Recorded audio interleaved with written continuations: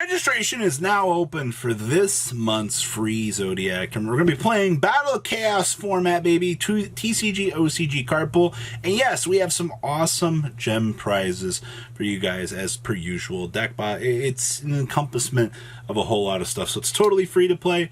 Matches, you'll have a couple days to play every round. It is super easy. Now let's go pass on over to those deck profiles, shall we?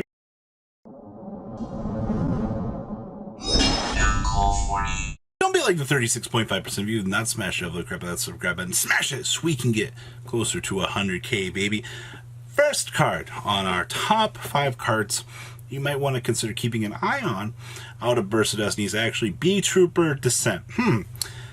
Who's learned their lesson about token generators in the modern era of Yu-Gi-Oh? Anybody? Anybody? Special summon a B-Trooper token. Oh, it's an insect monster. Okay, so no restriction whatsoever.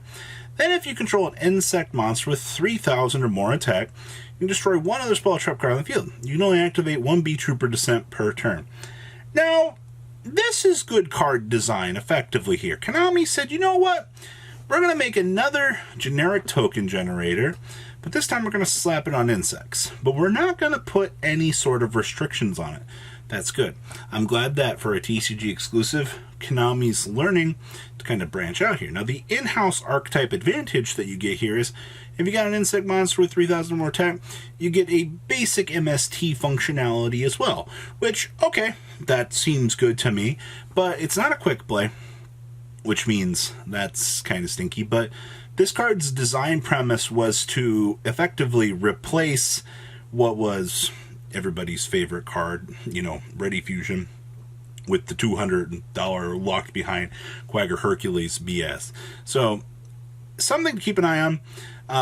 I do like free token generator advantage with no restrictive cost, and you know, considering the fact that this is the opening door for what could be better insect support many ways down the line here, at least in terms of generic support. I'm very happy with this. If not, at the end of the day, it's just a generic token generator that you're going to want to keep an eye on. We already know how 95% of those usually end up going in the long run. Next up, you're going to want to keep an eye on ECclesia, the Virtuous. Now, the reason why I didn't put this higher on this list is because like they're really in no particular order here, but okay. She's a special summon Cyber Dragon, ladies and gentlemen. Alright, your opponent controls a monster, you can special summon this card from hand. Alright, you can only special summon one of her this way once per turn. Alright, and then she literally, during either player's turn, she gets to go quick effect, tribute this card. You get to special summon a Sword Soul monster or a Fallen of Albaz from your hand or deck. Alright, so let's take this in for a second. So if you're playing full Sword Soul combo here, you can go ahead and go, oh man, you know, I really need a Moyi, or I really need a Tai to get my combo going. So you can go ahead and special summon this out and start effective combo, right? Like, that's what we're getting out of this here. And then, during your opponent's turn, you're like, oh man, it's a really threatening board that you made there, Duelist. And then you just laugh at your opponent as you're like, hold my beer. You go ahead and you're rolling out a Fallen of Albaz off of this, and then you super poly with their field effectively. That's like the double-sided purposeness that you get in this card. Right? Not only does this support the in-house builds that we've already got going for us here with Sword Soul, you're going to need this for your Fallen of Albaz strategy as well. And then they also decided to slap on the clause of during the end phase, if a fusion monster was sent to the graveyard this turn, add this card to your hand. They also decided that they wanted to slap recurability on this card, which I don't know who was listening. Who thought that we needed to make this card this nuts? Truthfully, in terms of like modern generation advantage, this card is the nuts. For everything that this card does, including being a tuner on top of everything, yeah, this card is the nuts. Keep an eye on this one. I think you'll be happy with this, at least for either sort of strategy, if you plan on playing either or. Number 3 on our list here is the Lord of the Heavenly Prison. So, Mr. Sky Prison himself here is quite the interesting card on 3,000 body. So during your main phase, you can activate this effect. Alright, this card in your hand becomes revealed till the end of the opponent's turn.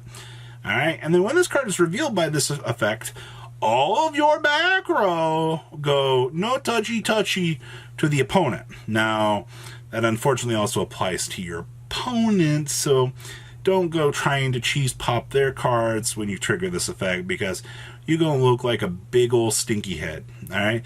Now, if a set spell or trap card is activated, except during damage step, this guy that was revealed in your hand gets to special summon itself.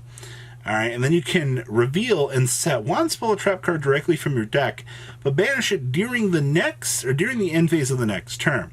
So whatever you are planning on pulling out of your deck for a resource, take advantage of it. I've seen this card quite a lot in Eldritch strategies. I really, really, really like what this card brings to the table. Strictly out of its pure insanity on a 3-key body on levels of protection, and it just damned if you don't want to just protect everything you've got building for you in Eldritch. Alright, like, let's not play dumb here, right? A card that generically protects back row. Oh yeah, and let's not forget about stun, ladies and gentlemen.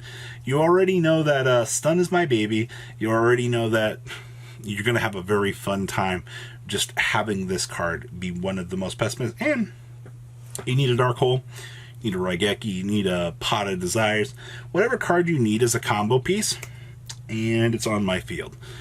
I think that that's the coolest part that this card has going for it, is just how easy and accessible you get because of this. So definitely probably something. I really think you should keep an eye on this one. Number 3 on our list here is Small World. Now, disclaimer here.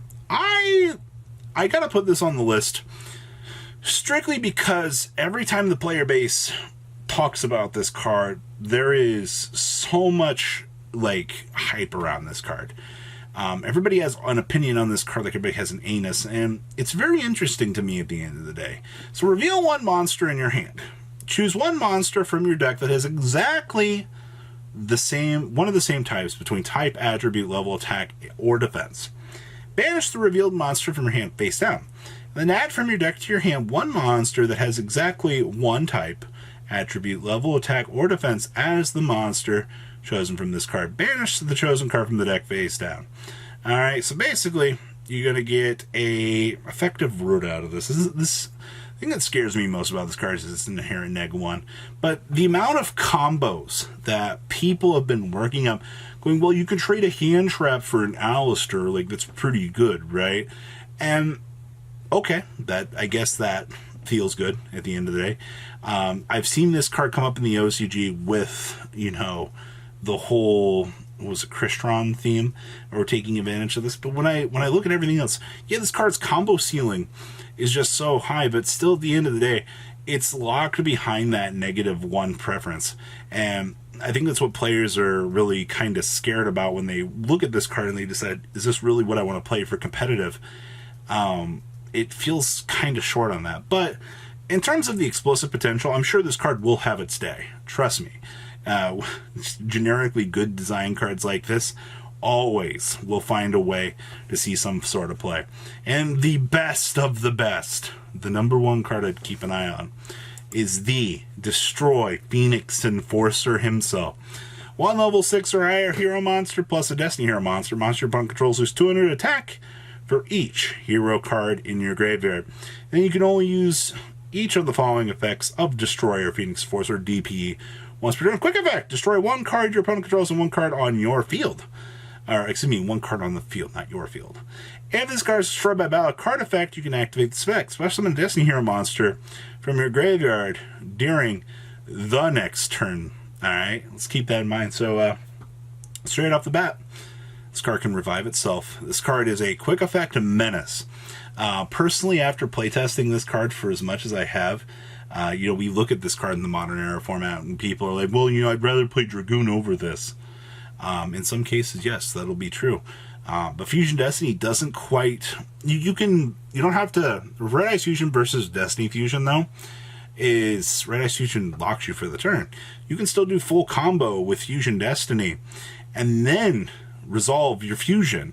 Alright, like, no BS at the end of it. It's just, oh, alright, combo's done. And then you're like, Fusion Destiny. We'll put the little bit of extra on the top of the cake here, and that's It's really what you get with this is you get that little extra level of security on your already established large combo. And I think that's what I like most about this is even at the end of everything you've set up right here, it's a little bit of extra spice for your combos. Guys, waiting on these top cards, I'll keep an eye on a bust of Destiny. Please, a card about too much you guys think. Smash the like button, subscribing so you guys don't miss some more else content. I'll see your beautiful faces back here later on today with some more cool ass content. Peace out, guys. Thank you, patrons, for making the ride never truly end. Without you guys' support, well, I would probably be doing Truffle Shuffle videos for a living. Guys, please check out VanCool40 for all of your Cardfight Vanguard content brought to you by VanCool40. And if you are looking to pick up singles, check out ECclesia.com for your trading card game needs. Thanks for watching, everybody.